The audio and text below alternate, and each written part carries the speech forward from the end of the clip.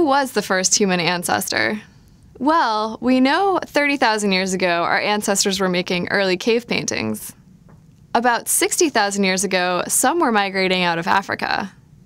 Even before that, some of our recent ancestors, like Homo erectus, were chipping away at stone tools. And going back much further, we were swinging around in trees like chimps, right?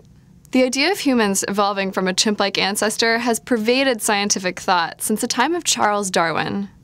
And given 6 to 10 million years, it seems at least plausible that we could have evolved from wild apes into our current refined selves.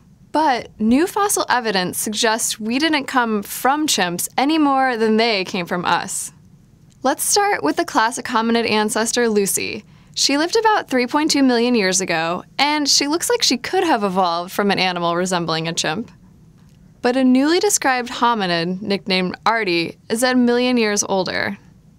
Given that she is older than Lucy, it stands to reason she should look more like a chimp, but she doesn't entirely fit the bill. Although she lived part of the time in the trees, she could probably walk upright. And when she was down on all fours, she would have padded around on the palm of her hand rather than on her knuckles like chimps do. So if our forebears didn't look like chimps, did they look like Artie? Well, maybe not. Just last year, scientists discovered 8 fossil bones of a strange foot. This foot looked an awful lot like Artie's foot and had a sideways pointing big toe for climbing trees. The only problem is the owner lived at the same time as Lucy. This suggests that Artie could be on an entirely separate line from Lucy's and ours.